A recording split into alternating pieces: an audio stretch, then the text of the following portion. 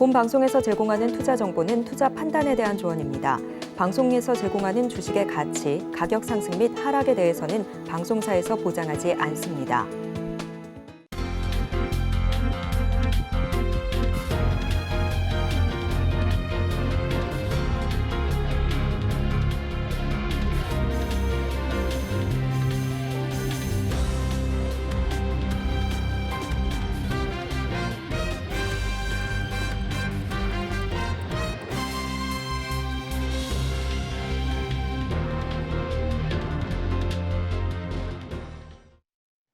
시청자 여러분 안녕하세요. 오늘을 돌아보고 내일을 준비하는 오늘장 내일장 1부 진행의 백선혜입니다.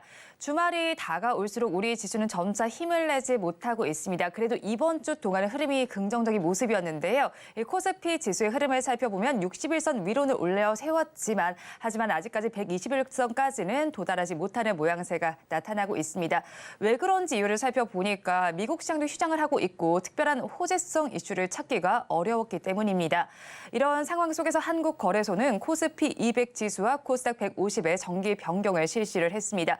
여기에 편입이 되는 종목들의 경우에는 오늘 시세가 잘 나오고 있는 모습이 나타나고 있고요. 또 증권가에서도 공매도 금지 이후로 이런 종목들의 수급이 조금 더 긍정적일 것이라고 전망을 해왔습니다. 이런 상황 속에서 오늘 또 새내기 주들이 세 종목이 상장했습니다. 수급이 세 종목으로 좀 분산이 되고 있는 모습인데 마감까지 어떻게 움직일지 한번 살펴보시고요. 현재 시간을 오늘 열리게 될 미국 시장도 조기 폐장한다는 점 참고를 해보시기 바랍니다. 저희 방송은 유튜브를 통해서도 보실 수 있습니다. 유튜브 검색창에 서울경제TV라고 검색하시면 저희 방송과 함께 하실 수 있으니까요. 실시간 채팅에도 많이 참여를 해주시기 바랍니다. 11월 24일 금요일입니다. 오늘장 내일장 1부는 이 시각 보도본부로 시작하겠습니다. 앞서서 살펴보셨던 헤드라인 중에서 세 가지를 골라서 심층적으로 다뤄보겠습니다. 오늘은 보도국의 김효진 기자와 함께합니다. 어서 오세요. 안녕하세요. 첫 소식부터 알아보겠습니다. 기업들이 탄소 배출 감축 그리고 나아가서 넷제로를 추진하면서 재생에너지를 직접 구매 계약하는 PPA가 대표적인 넷제로 달성 수단으로 떠올랐습니다.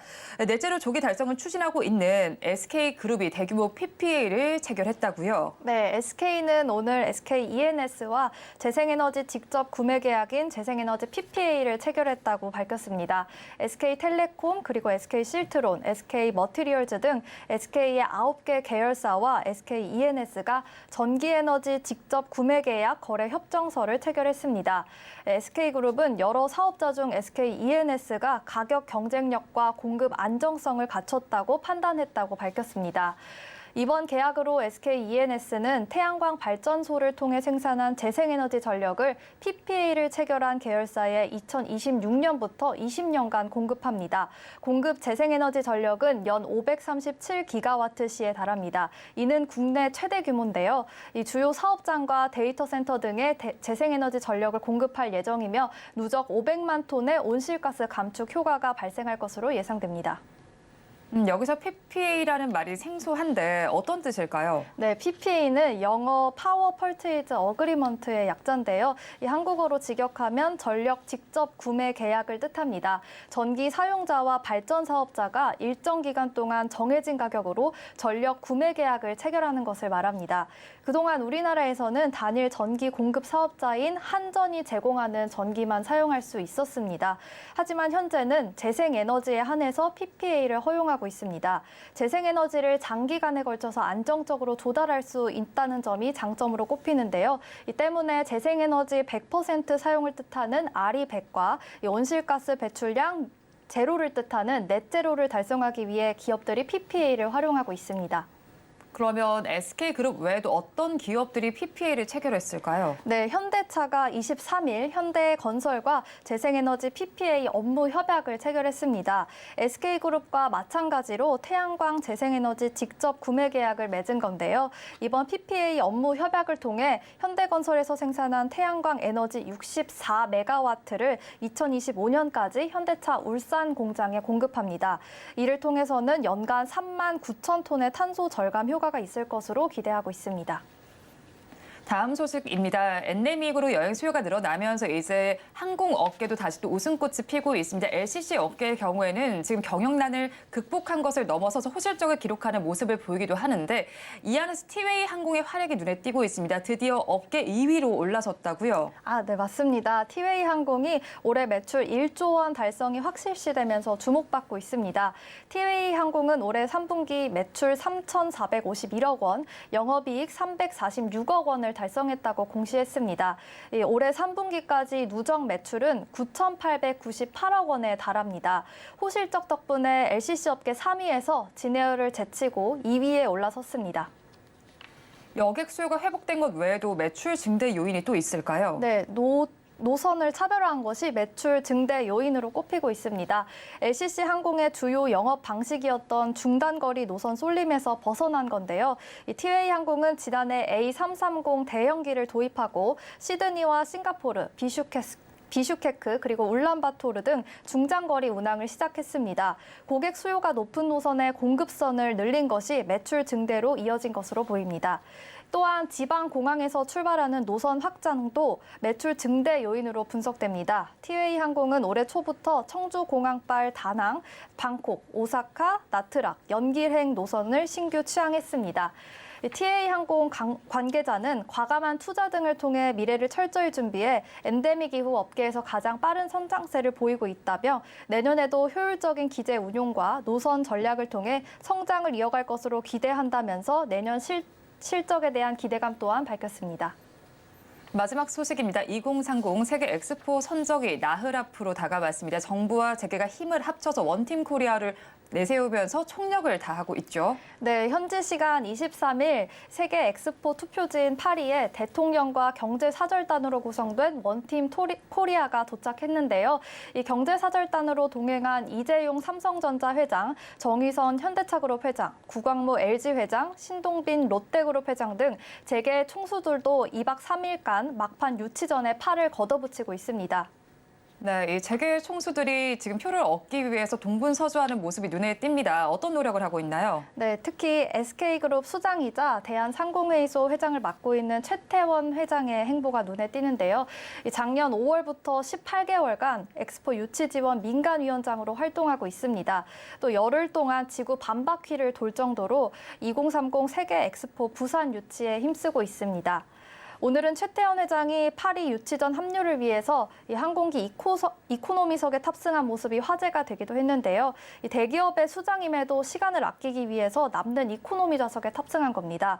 최 회장은 지난달 열린 유치위원회 4차 회의에서 유종의미를 거두기 위해서는 남은 기간 총력을 기울여야겠다며 유치 활동에 대한 의지를 불태웠습니다. 또 신동빈 롯데그룹 회장은 파리 주재 외교단과 국제 박람회 대표단 60여 명을 초청한 만찬에서 각국 대표단에게 롯데 본거지도 부산이라면서 이 프로야구 롯데 연고지가 부산이라는 점을 언급했습니다. 정의선 회장은 건배사에서 유치 결과와 관계없이 한국은 각국에 대한 약속을 지킬 것이라고 말하기도 했습니다. 이에 만찬 참석자들은 정부와 재계가 마치 2인 삼각을 하듯이 하나의 팀으로 유치를 위해 노력하는 모습이 인상 깊다고 평가했습니다. 네, 원팀 코리아의 노력이 나흘 뒤 부산 엑스포 유치라는 결과로 이어졌으면 좋겠습니다. 지금까지 보도국 김효진 기자와 함께했습니다. 오늘 말씀 고맙습니다. 감사합니다. 계속해서 시황센터 연결해서 이 시각 시장 상황 알아보겠습니다. 최유정 캐스터가 준비하고 있습니다. 시황센터 최유정입니다. 간밤 뉴욕 증시가 추수감사절 연휴로 휴장하면서 굵직한 시장 재료가 부재한 가운데 우리 시장은 오늘도 방향성 잡지 못하는 모습입니다. 또 코스피 200과 코스닥 150 종목 정규 변경 소식이 있는데요. 코스피 200은 7종목, 코스닥 150은 17종목이 교체됩니다. 이 같은 조치는 다음 달 15일부터 적용될 예정입니다. 우리 시장 이번 주 내내 강한 반등이 나오기보다는 낙폭이 과대했던 섹터 가운데서 순환매가 돌아주면서 체력 보충을 하는 모습인데요. 대외적인 변수가 안정되면서 오늘 양시장 빨간불로 출발했는데 추가적인 상승 모멘텀이 부재한 탓에 코스피와 코스닥 모두 파란불 켜낸 모습입니다. 오늘 장중 코스피가 먼저 하락 전환했고요. 이어서 코스닥이 내림세 보이고 있습니다. 그렇다면 보다 자세한 지수 상황 코스피 먼저 살펴보도록 하겠습니다. 오늘 코스피 시총 상위주들 대부분 하락세 보이고 있습니다. LG에너지솔루션 부회장이 포스코 퓨처엠의 수장으로 간다는 소식에 장 초반 포스코 퓨처엠을 포함한 2차 전지 양극재와 셀 장비주 모두 오름세 보였는데요. 현재는 등락을 거듭하고 있습니다. 지수 살펴보면요. 오늘 코스피는 3포인트가량 상승한 2,517포인트에서 시작했는데요. 이후 계속해서 내림세 보이고 있습니다. 현재는 0.58% 빠지면서 2,500포인트에 걸쳐져 있는 모습입니다. 이어서 수급도 살펴보도록 하겠습니다. 오늘 개인만이 매수 우위 보여주면서 지수 방어하는 모습입니다. 현재 개인 1,100억 원 넘게 사들이고 있고요. 이로써 개인은 5거래일 만에 매수로 전환한 모습입니다. 오늘 기관은 금융투자 중심의 매도세 이어나가고 있는데요. 현재 200억 원 넘게 덜어내고 있고요. 오늘 외국인은 1,100억 원 넘게 팔아내면서 5거래일 만에 매도로 전환한 모습입니다. 이어서 코스닥도 살펴보도록 하겠습니다. 전일 약세였던 반도체 업종들 전반적인 강세 보였으나 현재는 탄력이 둔화되는 모습 보이고 있습니다. 그리고 루닛, 셀바스 AI, 데브시스터즈 등 코스닥 150 신규 편입 종목이 수급 개선 효과에 오름세 보이고 있습니다. 오늘 코스닥 지수 살펴보면요. 817포인트에서 시작해 좁은 폭의 등락을 보이고 있습니다. 현재는 약보합권인 814포인트 지나가는 모습입니다. 이어서 수급도 살펴보도록 하겠습니다. 역시나 개인만이 매수 우위 보이면서 지수 방어에 나선 모습인데요. 현재 개인 1,000억 원 넘게 담아내고 있고요. 기관은 오늘 투자 신탁 기관의 매도세로 인해 845억 원 덜어내고 있고요. 외국인은 소폭의 82억 원 팔아내는 모습입니다. 이어서 섹터별 흐름도 살펴보도록 하겠습니다. 먼저 상승하는 섹터 전력 설비 관련주입니다. 정부가 그동안 한국전력공사가 독점해온 전력망 사업의 문을 민간 기업에 연다고 밝혔습니다. 국회는 다음 달 초 발표할 전력계통 혁신 대책에 이 같은 내용을 담을 예정이고요. 또 산업부 관계자는 이번 대책의 핵심은 민간이 송전선로 사업에 참여할 수 있도록 한 것이라며 정부는 직접 갈등을 중재하고 인허가를 개선하겠다고 밝혔습니다. 이 같은 소식에 오늘 관련주 일제히 빨간불 켜내는 모습인데요. 먼저 재룡산업은 상한가로 직행한 모습입니다. 현재는 상한가 풀리면서 28%대 오름세 보여주고 있고요. 이어서는 광명전기도 강합니다. 현재 13%대 두 자릿수대 상승 보여주면서 2,595원에 거래되고 있습니다. 오늘 전력망 사업에 관해서는요. 이어지는 코너에서 더 자세히 다뤄볼 예정이니까요. 계속해서 끝까지 많은 시청 부탁드리겠습니다. 이어서 하락하는 섹터도 살펴보도록 하겠습니다. 조선 관련주입니다. 신조선까지주 상승세로 업황 개선 기대감이 더해지면서 오름세 보였던 조선 그리고 해양 관련주 오늘은 파란불 짙게 켜낸 모습입니다. 관련주 살펴보면요. 하나오션 오는 28일 유상증자 상장을 앞두고 오늘 하락세가 짙습니다. 현재 15% 넘는 낙폭 보여주고 있고요. 이어서는 삼성중공업도 약합니다. 현재 3%대 파란불 켜내면서 7,650원에 거래되는 모습입니다. 이상 오늘장 시황 살펴봤습니다. 남은 오후장도 저희와 함께 하시면서 현명한 투자 전략 세워가시기 바라겠습니다. 이상 시황센터 최유정이었습니다.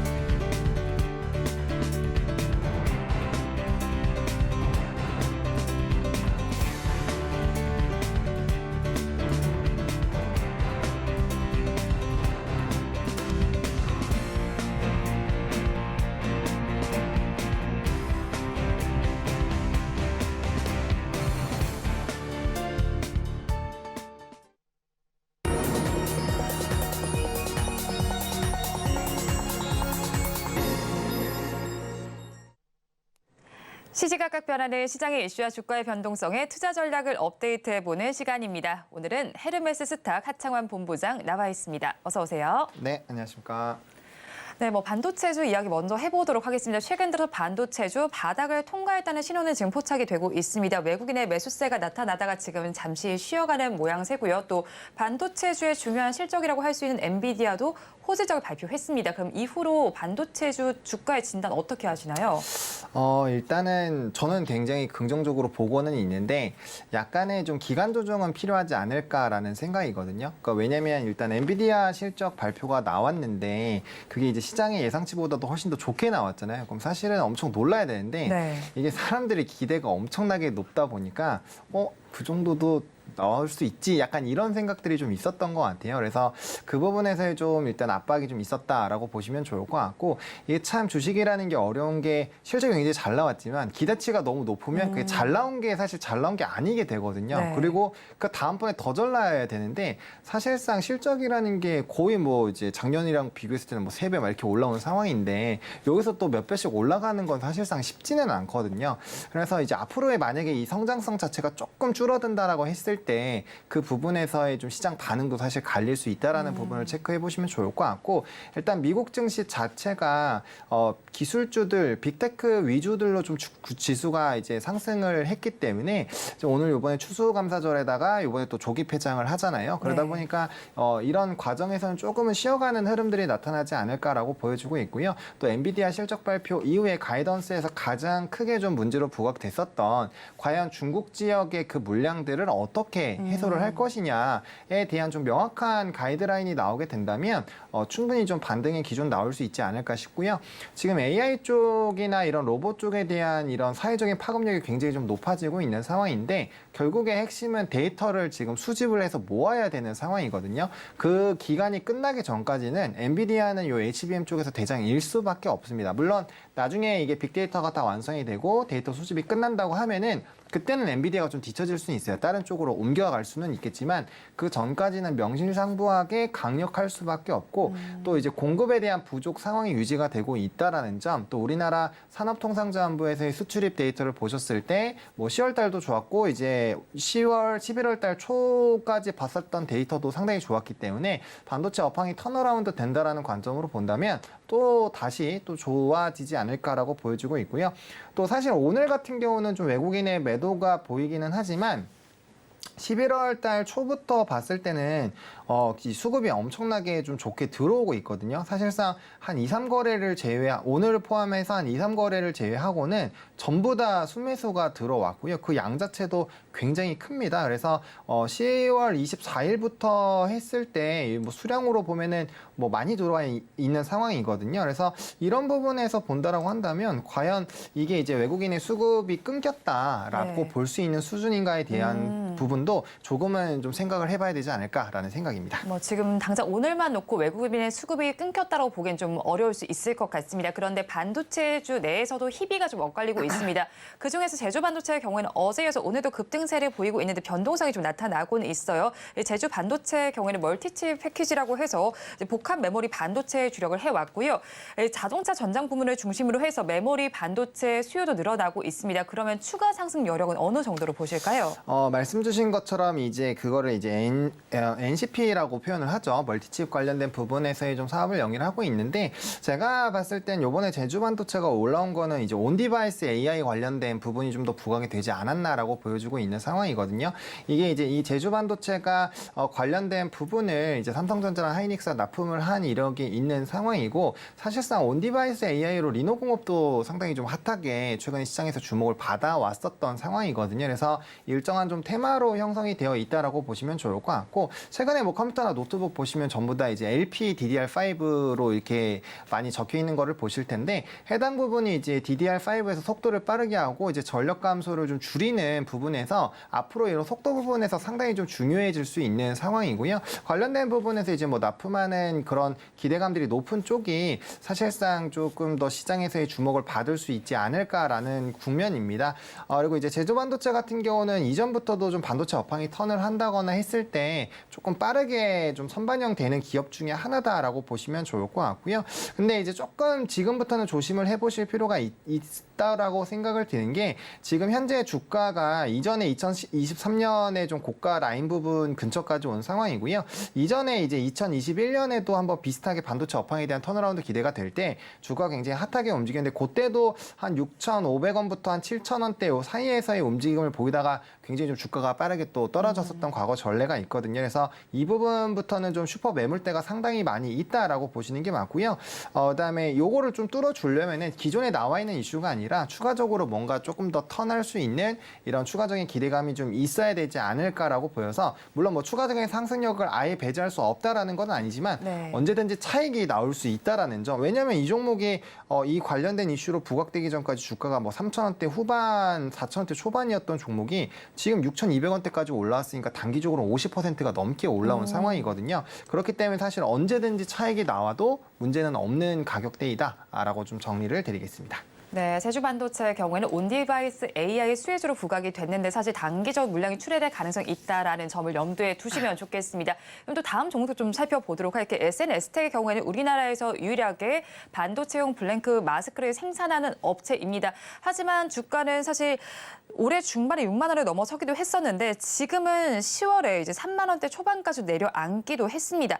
하지만 그래도 회사 측에서는 수요가 공급을 초과한다라고 하면서 앞으로의 성장성을 좀 내세우기도 했는데요. 그렇다면 블랭크 마스크의 성장세 속에서 주가 전망을 저희가 어떻게 하면 좋을까요? 좀 이제 중장기적으로 본다라고 한다면 뭐 충분히 상방은 열려 있다라고 보시는 게 맞습니다. 일단은 뭐 올해 좀 주가가 핫하게 움직였던 것도 말씀 주신 것처럼 이제 공급을 초과하는 이런 수요가 있었다라는 점, 그리고 이제 중국향 쪽에서의 기대감이 상당히 높았었던 상황이거든요. 근데 아직도 최근에 보시면은 어쨌든 반도체 규제는 계속적으로 진행이 되고 있는 상황이고, 그 부분에서의 이제 중국에서도 좀 수요가 높아지는 기조들이 여전히 유지가 되지 않을까 싶거든요. 그렇게 했을 때는 이제 뭐 마스크 부분에서도 계속적인 좀 수혜가 나타나지 않을까라고 보여지고 있는 상황이고, 이 블랭크 마스크 쪽은 특히나 이제 앞으로의 좀 성장성이 상당히 좀 기대가 되고 있고, 최근에 이제 뭐 EUV 쪽으로도 블랭크 마스크에 대한 기대감이 높아지고 있는데 아직 이 시장 자체가 개화가 안 됐다고 보시는 게 맞아요. 그러니까 앞으로 열릴 시장이고 해당 부분이 열렸을 때 굉장히 좀 큰 수요가 또 나타날 수가 있는 상황이어서 앞으로의 뭐 성장성 같은 경우는 굉장히 좀 기대가 될 수밖에 없다라고 보시면 좋을 것 같고, 특히나 이제 중국 쪽에서 점유율 자체가 뭐 1, 2위를 좀 다투거든요. 물론 세계적인 기업 호야와 비교했을 때는 약간의 뭐 차이가 당연히 나지만 중국적인 지역만 본다라고 한다면 충분히 점유율적인 부분에서는 승부를 가릴 수 있을 정도로 사실 그 격차가 작기 때문에 네. 그런 부분에서 봤을 때 충분한 수혜를 조금 누려볼 수 있지 않을까라고 보여지고 있는 상황이고요. 일단 업황이 전반적으로 턴을 하고 있다는 점, 또 한번 대세적인 시세를 분출한 다음에 다시 한번 좀 턴을 해주고 있는 상황이기 때문에 뭐 단기적으로도 한번 전고점 트라이는 해볼 수 있다라고 보여지고 있고요. 그 이제 개화하는 시기 자체가 뭐 24년 말, 뭐 25년 여기가 이제 본격적으로 열릴 것으로 예상이 되어지고 있는 상황이어서 아마 이제 그 시기가 다가오면 다가올수록 주가의 탄력도는 조금 더 높아질 수 있다. 그래서 해당 종목을 좀 관심 있게 보시려고 한다라면은 적어도 운영 기간을 1년 반 정도는 생각을 하시고, 왜냐면 그 시장이 본격적으로 열리는 그 시기까지는 와야 해당 모멘텀이 부각이 되면서 이제 기대감 생기고 막 주가의 네. 탄력도가 더 생길 거잖아요. 그래서 그런 것들을 좀 확인하시는 과정까지 보셔야 되기 때문에 너무 단기적으로 만약에 보시려고 한다면 사실은 좀 접근을 지향하는 게 맞고, 좀 중장기적으로는 보셔야 되는 종목이다라고 좀 정리를 드리고 싶습니다. 네, SNS텍도 시장 확대에 따라 기대감이 있지만 조금 중장기적으로 바라보면 좋겠다고 짚어주셨습니다. 이 가운데 반도체 장비주의 호조세도 지속이 되고 있습니다. 그중에서 가장 관심을 많이 받았던 종목 하면 또 한미 반도체가 아닐까 싶습니다. 그런데 실적 측면을 살펴보면 사실 매출과 영업이익이 모두 급감을 했습니다. 이렇게 좀 전반적인 것과 좀 괴리가 있는 상황이고요. 사실 또 박순혁 작가의 경우에는 이 종목에 대해서 좀 거품주라고 표현을 하기도 하면서 고소를 지금 또 당한 상황이잖아요. 그러면 이런 상황 속에서 지금 HBM 시장은 계속해서 나아질 텐데 이 종목에 대해서는 저희 어떻게 바라봐야 할까요? 사실 뭐 이제 HBM 쪽이 계속적으로 상승력이 나오면 아마 한미반도체도 저는 우상향을 하지 않을까라는 생각을 하고 있습니다. 다만 뭐 이제 사실 거품이다 뭐다 이거는 사실 상대적이다라고 보고 있고요. 기간별로 따라서 사실 달라질 수가 있는데, 요번에 한미반도체 같은 경우는 이제 마이크로소 부분과 이제 비전 플레이스먼트에 대한 이런 매출 부분에서 일부가 조금 이연된 부분이 있고요. 그걸 반영한다라고 한다면 사실상 어닝 쇼크라고 보기는 어렵습니다. 그리고 사실 그 이슈가 나오고 나서도 주가가 한 10% 정도 빠지면서 이미 주가에 반영이 되었기 때문에 사실상 지금도 계속적으로 그 이제 실적적인 부분에서의 미스를 언급할 필요는 없다라고 보여주고 있는 상황이고요. 이제 중요한 거는 앞으로도 지금 이 회사가 어쨌든 주가가 굉장히 좀 많이 올라왔거든요. 네. 뭐 이제 주주 환원 정책 이슈 있으면서 이제 10,000원부터 거의 60,000원대까지 올라와 있는 상황이어서 사실상 이제 조금 고평가에 대한 뭐 현재 시점에서 절대적인 실적과 비교했을 때는 뭐 고평가라는 평가는 충분히 받을 수가 있습니다. 그래서 거기에 따른 약간의 좀 물량들 뭐 이제 어떻게 보면 손바뀜이 나타나는 거죠. 네. 계속 올라왔기 때문에 이제 HBM을 향후 계속 좋게 보시는 분들과 이제 또 신규로 접근하시려는 분들이 있을 수 있고 기존에 이제 가지고 계셨던 분들은 이제 조금 많이 올라왔으니까 이제 좀 정리하지 이런 좀 손바뀜이 나타날 수 있어서 일정 부분의 좀 기간 조정은 나올 수 있다라고 보시면 좋을 것 같고 다만 이제 이 HBM에 대한 공급적인 부분이 계속적으로 이슈가 된다면 TC 번더에 대한 얘기는 나올 수밖에 없거든요. 그럼 그렇게 됐을 때 한미 반도체가 결국에는 부각이 될 수밖에 없다라는 점. 그리고 단기적으로는 또 ETF가 나오면서 단기적인 수급 쏠림과 기대감을 같이 받았었던 부분으로 주가가 또 탄력적으로 움직였는데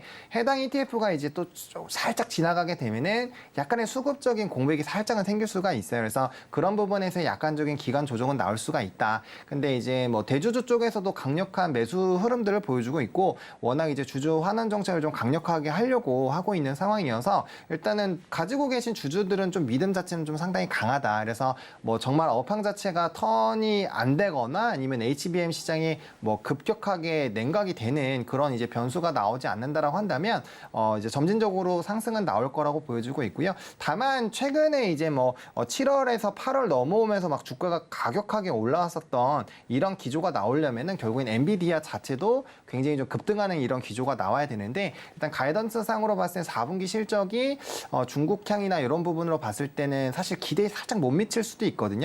그런 상황이라고 가정을 한다면 이전만큼 폭발적인 성장이 나오기보다는 점진적인 우상향 기조로 간다라고 보시는 게 좋을 것 같고 최근에 이제 오픈 엣지 테크놀로지 같은 종목군들 이제 숨겨졌었던 HBM 관련된 종목군들이 또 부각이 되면서 좀 이렇게 강력한 상승력이 나오고 했었거든요. 네. 그런 부분에서 본다면 단기적으로는 이런 좀 고점 부분에 있는 HBM 관련된 종목군들은 약간 쉬어가는 흐름이 있고 약간 숨겨진 부분에서 좀 키높이를 맞추면서 약간의 순환매와 이런 손바뀜 기조가 일부분은 나올 수 있다라고 보시는 게 맞지 않을까라고 생각을 하고 있습니다.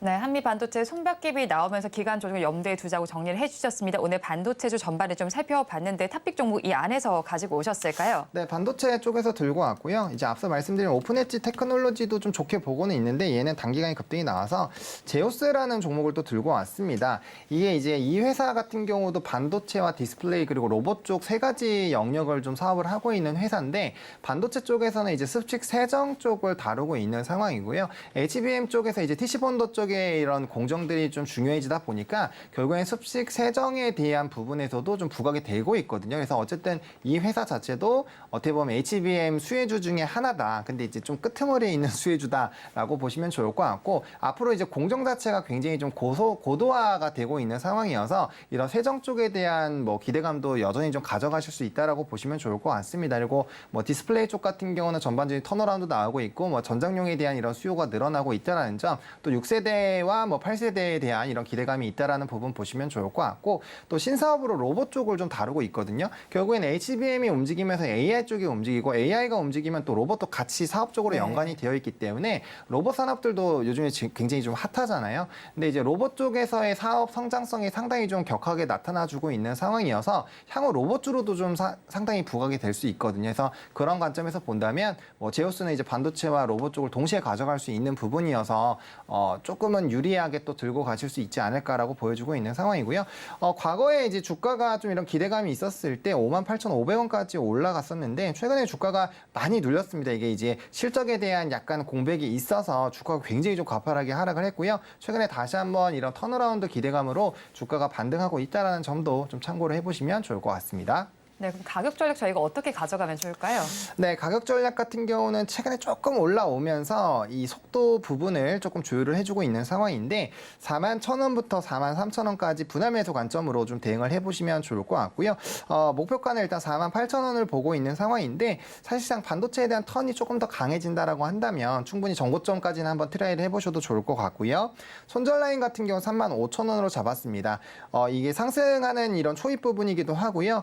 최근에 이제 좀 단기적인 큰 박스권을 만들었을 때는 42,000-43,000원 라인에서 35,000원까지 박스권 하단 라인 부분이기 때문에 이 부분 이탈하게 되면 밑 박스권까지 내려가면은 다시 한번 2만 원대 후반도 볼 수 있거든요. 그래서 가격 중에 하방 자체가 좀 크게 열릴 수 있는 시작점이 될 수 있기 때문에 해당 가격은 좀 상당히 중요한 가격대라고 인지를 해주시면 좋을 것 같습니다. 탑픽 종목으로 제우스 짚어주셨습니다. 지금까지 헤르메스 스탁 하창환 본부장과 함께했습니다. 오늘 말씀 고맙습니다. 네, 감사합니다.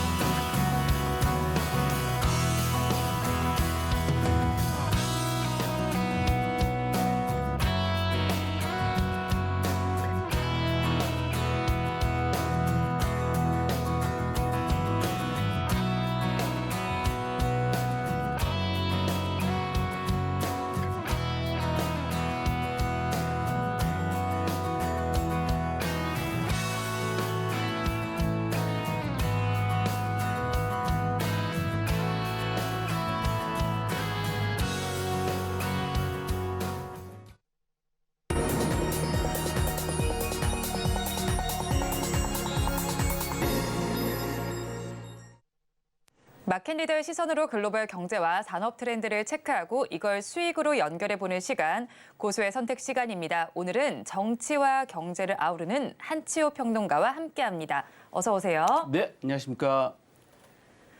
평론가님과 이야기 나눠볼 주제 화면을 통해서 확인해 보겠습니다. 오늘의 주제입니다. 정부가 한국전력공사의 독점 전력망 사업의 문을 민간에 개방하는 방침을 추진 중입니다. 그러면 우리나라 전력시장 판도 변화 어떻게 나타날지 자세한 내용 다뤄보겠습니다. 한전이 독점하던 전력망 사업에 대해서 민간에도 기회가 열릴 전망입니다. 업계에 따르면요, 산업통상자원부가 다음 달에 발표할 전력계통 혁신 대책에 민간 기업의 송전선로 사업을 포함시킬 예정이라고 합니다. 정부에 이렇게 민간 개방을 하는 방침의 배경은 어디서 찾을 수 있을까요? 일단 에너지 정책에 대해서 저희가 좀 한번 생각을 해보면 에너지 정책의 최우선순위는 에너지 안보입니다. 좀 잘 아시겠지만 지금 우크라이나 전쟁 때문에 유럽에서 전기요금이 가장 많이 오른 나라가 어디냐면 독일이에요. 네. 독일이 전기료가 많이 오르고 또 겨울에 난방도 공급을 받지 못하고. 그러니까 사실 생각해보면 에너지 안보가 정말 중요한 상황으로 되고 있고요. 에너지 정책에서는 안정적인 공급, 그다음에 경제적인 공급, 그다음에 안전한 공급이 에너지 정책의 기본 정책이라고 합니다. 자, 생각해 보시면 안정적이다라고 말씀하는 것은 우리 여름철에 전력이 부족해서 제대로 전기를 공급하지 못하면 안 된다. 이런 거 많이 겪어보셨고요. 그다음에 경제적인 공급은 가격면이겠죠. 네. 이번에 전기료를 올려야 된다고 했는데 실질적으로는 기업만 산업용만 조금 올리고 아직 가정용을 올리지 못하고 있습니다. 아시다시피 가정용을 올리는 게 물가와 상관이 있고 또 내년 총선하고도 물려 있는 여러 가지 복잡한 사정이 있어서 경제적인 공급적인 면이 있고요. 그다음에 안전한 공급이죠. 전기 사고가 나면 안 되잖아요. 특히 감전 사고가 나면 인명이 손실된다든가 아니면 갑자기 정전이 되면 그와 관련된 사고들이 많죠. 얼마 전에 놀이공원에서 정전 사고가 났는데 네. 알고 보니까 놀이공원의 사고가 아니라 전체 전기망이 정전되는 바람에 놀이공원 기계가 멈추는 그런 사고도 있었잖아요. 그래서 안전한 공급이 기본 정책입니다. 그래서 이 정부에서는 지금 여러 가지 에너지를 공급하는데 신재생 에너지니 그다음에 원자력 에너지니 여러 가지 이야기들을 많이 발전 이야기만 그동안 했는데 네. 발전이 중요한 게 아니라 하다 보니까 이제는 정말로 잘 공급하는 게 중요하다. 그러니까 전력 개통이라고 표현하는데요. 이게 쉽게 이해하시면 그냥 SOC 우리 철도나 고속도로를 놓는 일이다라고 생각하시면 될 것 같아요. 우리나라가 산업이 발전한 게 사실은 고속도로를 놓으면서 발전했다는 이야기들을 많이 하지 않습니까? 마찬가지로 이제는 이제 발전량이 문제가 아니라 올바르게 잘 공급할 수 있는 그 시스템이 중요하다. 그 체계가 중요하다는 건데요. 사실 좀 어려운 게 뭐냐면 그 한전이 만성적인 적자지 않습니까? 지금 아시다시피 한전의 그 적자가 약 누적 적자 45조 정도 돼요. 누적 적자가요. 엄청 크고 부채만 한 200조가 넘습니다. 그러니까 어마어마한 부채니까 한전이 계속적으로 적자를 볼 수밖에 없는 상황. 그다음에 이제 전력이 대규모 수요가 발생을 하게 됐어요. 아시다시피 SK 하이닉스가 용인에다 하죠. 얼마 전에 발표한 건 용인 남사에다가 삼성이 또 대규모 단지를 만든다고 하죠. 이런 식으로 많이 전력 수요가 되고 또 수도권으로 집중되면서 수도권의 전력이 많이 부족한 상황이라고 그러고요. 여러분도 아시다시피 전기차가 많이 공급되다 보니까 전기차는 뭘로 가죠? 결국 전기를 공급해줘야 되니까 전력 수요가 이제 폭발적으로 늘고 있는 거죠. 그리고 가정에서도 요즘에는 그 잘 아시다시피 뭐 온풍기, 뭐 냉방기 그것뿐만 아니라 스타일러까지 거의 모든 게 전기가 없으면 안 돌아가게 가정도 안 돌아가게 돼 있는 상황이잖아요.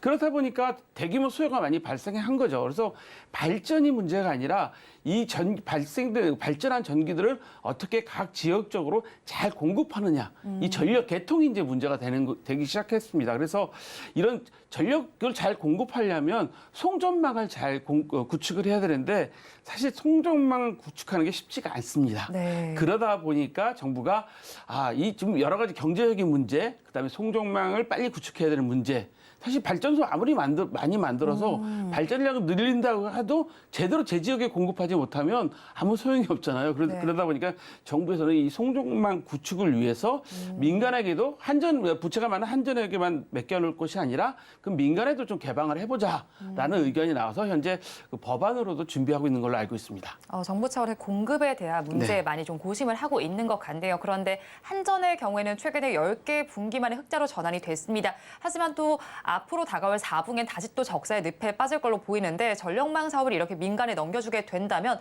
한전의 손익구조에 어떤 영향을 미칠지 굉장히 궁금합니다. 한전의 부담이 줄어들 걸로 예상이 되긴 하는데 부작용은 또 없을까요?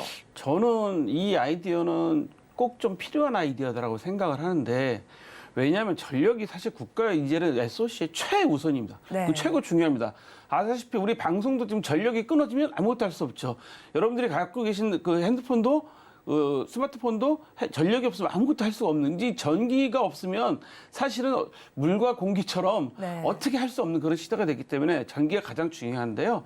이번에 아마 그 전력개통 현대화 혁신 사업의 주요 내용을 보면 BTL 사업 많이 들어보셨죠? 민간이 만들어서 임대료를 받는 방식, 아니면 민간이 만들어서 이렇게 기부 체납하는 방식, 그런 방식으로 진행될 예정이라고 합니다. 그러니까 무슨 얘기냐면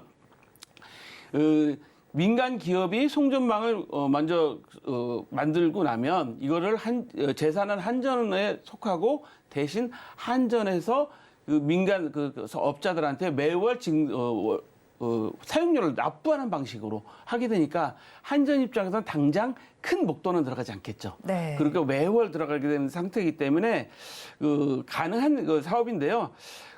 한전이 일단 대규모 건설 비용을 좀 줄일 수가 있는 장점이 있습니다. 아까 말씀드렸지만 한전의 누적 적자는 현재 45조고 누적 부채는 한 200조가 넘습니다. 그렇다 보니까 한전 입장에서는 일단 지금 전기요금도 당장 올릴 수 없는 상태고 아무리 지금 10분기 만에 저기가 흑자가 났다고 하더라도 그렇게 쉬운 문제가 아니거든요. 그렇기 때문에 일단 큰 목돈을 줄이면서 송배전망을 빨리 좀 혁신할 수 있는 그런 방법이 될 것 같고요. 그다음에 이제 여기서 더 중요한 것은 사실은 그 손익관계 문제보다는 저는 걱정스러운 게 안정적으로 유지보수를 할 수 있겠느냐라는 거죠. 아시다시피 여러분들 다니시다 보면 높은 산이나 강, 우리 또 이 도심지까지 오기 전까지 보면 그 큰 송전탑을 다 사람이 올라가서 유지보수를 해야 되거든요. 그게 쉬운 일이 아닙니다. 그다음에 그것 때문에도 생길 수 있는 국가 보안적인 문제도 있거든요. 예를 들어 송전망이 끊어지게 되면, 파괴되면 상상도 할 수 없는 일이 생깁니다. 몇 해 전에 일본 홋카이도에서 지진이 나서 완전 블랙아웃이 된 상태가 있었잖아요. 거의 일주일가량 아무것도 할 수 없었어요. 수도, 항공, 심지어 슈퍼마켓도 갈 수 없었거든요. 그런 상태가 되고 있기 때문에 국가 보안이 더 걱정되기는 합니다만 저는 또 여기서 걱정되는 게 이제 안정적인 유지 보수를 하려면 인력이 있어야 되잖아요. 그 인력은 또 어떻게 할 것이냐 이런 것이 오히려 유지 보수나 그런 점이 걱정이 되는데 아마 손익 구조상에는 크게 부작용은 없을 거라고 생각하고 이것이 어떻게 보면 한전의 그 만성적인 적자 그러니까 한전이 그 공기업으로서의 가질 수밖에 없는 어떤 숙명적인 적자 문제에 있어서를 해결해 줄 수 있는 민간의 가장 좋은 아이디어 아닌가 이렇게 생각합니다. 네, 일단은 손익보다는 유지 보수 부분을 조금 더 바라봐야 할 것 같습니다. 그런데 정부의 경우는 전력교통의 혁신 대책과 함께 국가기관 전력망 확충 특별법 통과에도 속도를 낼 계획입니다. 이 배경을 살펴보면 세계 최대 규모의 용인 반도체 클러스터 조성과도 좀 연관이 되어 있습니다. 그렇다면 이렇게 특별법에 포함된 내용이 어떤 것들이 있는지 궁금하고요. 이에 따른 경제적 효과는 저희가 어떻게 좀 전망할 수 있을까요? 이 특별법을 만들려고 하는 이유가 가장 큰 이유가 뭐냐면 제10차 장기 송변전 설비 계획 에 31개 전력망을 보완하는 게 있는데요. 그중에서 7건이나 현재 지연되고 있다고 합니다. 그 지연된 이유가 지자체의 반대 아니면 정부의 인허가 사항 이런 문제였거든요. 생각해 보시면 여러분들 송전선 관련된 사회적인 사건으로 가장 생각나는 게 밀양 송전탑 사건, 밀양 송전탑 반대해서 몇 년간 시위를 하시고 막 이런 것들 아마 기억나실 거예요. 근데 송전탑이 필요할 수밖에 없는 이유가 발전소가 어디 있죠? 주로 다 바닷가에 있거나 아니면 수력 발전 같은 경우는 산 이쪽에 있잖아요. 그러면 네. 그 전력은 누가 또 쓰게 됩니까? 전력을 쓰는 사람은 도시에서 많이 쓰거나 아니면 산업단지에서 많이 쓰게 되죠. 그 결국 송전 시설이 없으면 안 되는 거고요. 요즘 가장 많이 말씀하고 있는 신재생 에너지, 뭐 태양광 발전 주로 어디서 하죠? 아시다시피 산 같은 데 해서 많이 하면 그것도 또 배전을 해줘야, 송배전을 해줘야 되는 문제가 있고 이번에 그 윤석열 대통령이나 전임 문재인 대통령도 해상풍력 많이 말씀하셨는데 아마 이번에 윤석열 대통령이 런던 가셔갖고 해상풍력에 관련된 그 MOU도 체결한 걸로 알고 있는데요. 양쪽 전임 대통령이나 현직 대통령도 해상풍력 말씀 많이 하시는데 해상에서 발전하면 어떻게 갖고 오죠? 풍력 발전 어떻게 갖고 옵니까? 결국은 이 송배전 문제가 아주 중요한 문제이기 때문에 중요한 사건으로 되고 있고요. 이번에 동해안에서 수도권으로 오는 송배전 건설 공사가 이제 시작됐어요. 그런 문제들이 상당히 중요하다는데 주로 이제 아마 이 사업 내용에는 어떤 내용이 들어가냐면 민간이 사업을 할 수 있다. 뭐 이런 내용들이 들어가는 것 같은데요. 그 이제 많은 분들이 이제 국회에서도 법안이 나오면 일단 심의를 합니다. 네. 심의 전에 국회 그 예산정책처나 그런 관련 부서에서 그 법안에 대해서 문제가 뭐가 있을까? 다른 법과 또 이렇게 상충되거나 충돌되는 건 뭐 있는가?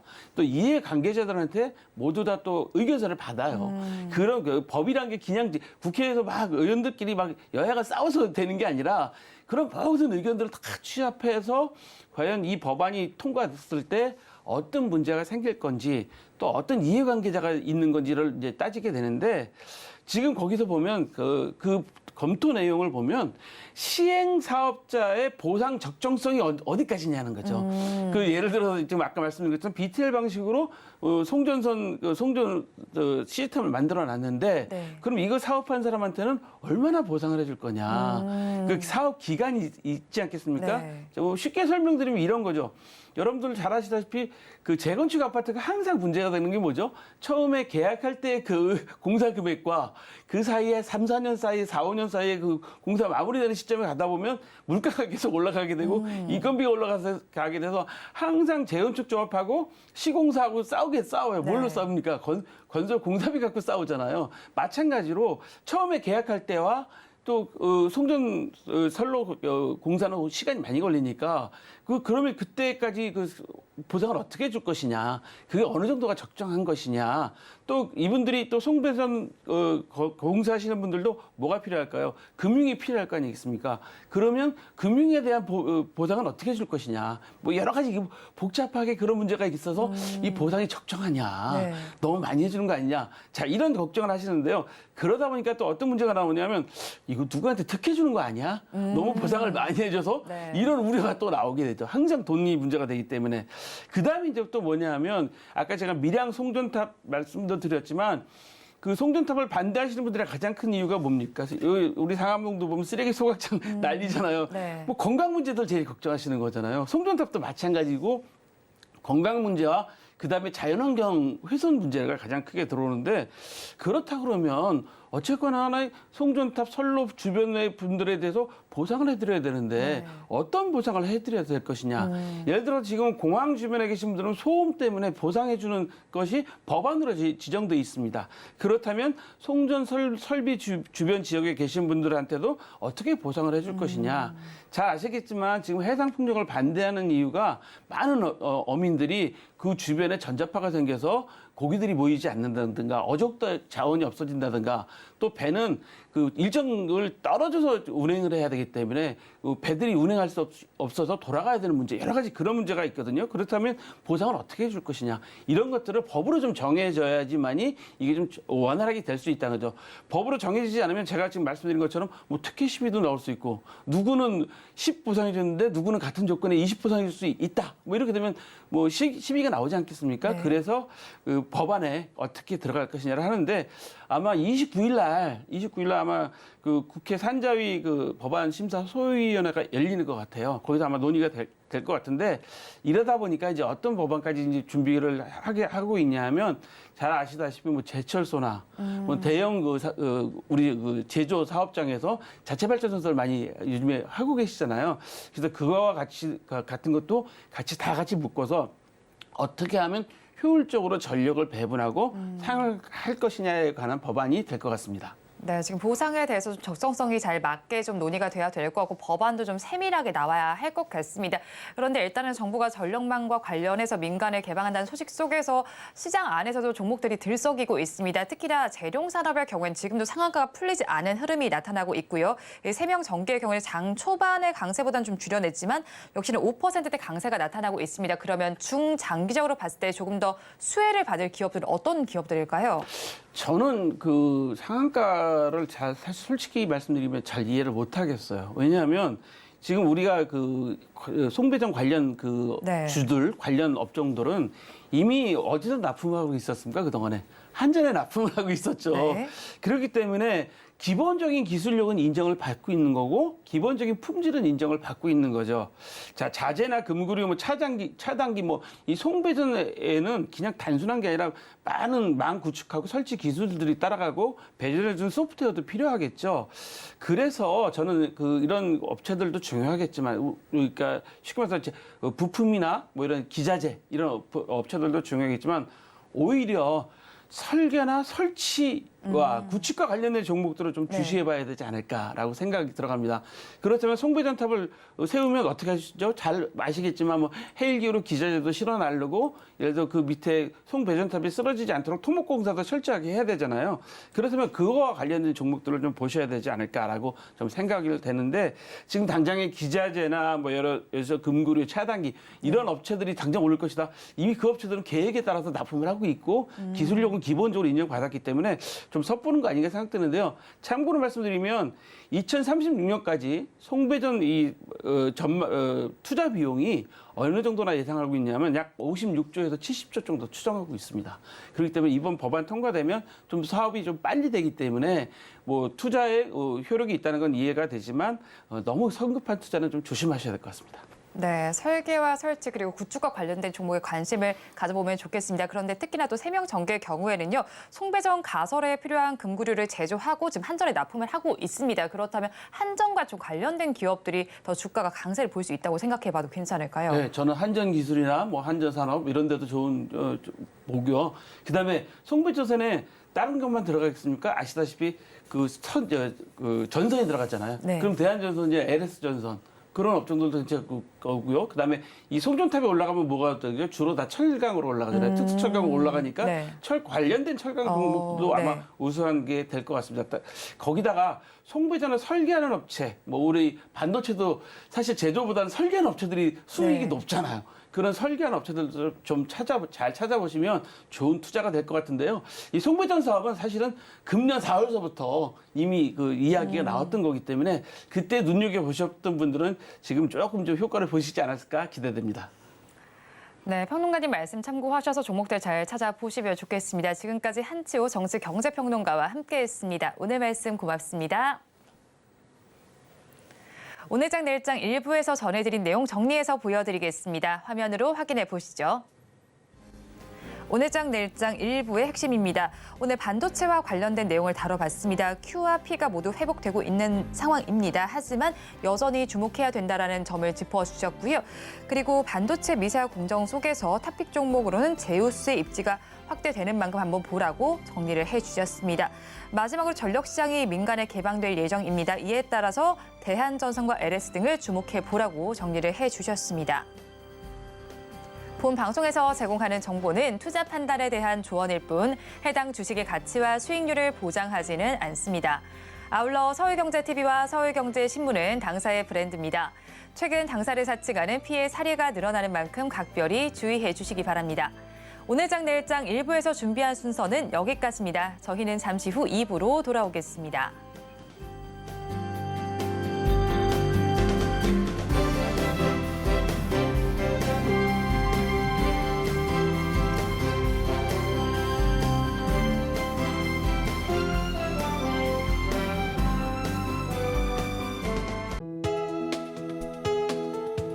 본 방송에서 제공하는 투자 정보는 투자 판단에 대한 조언입니다.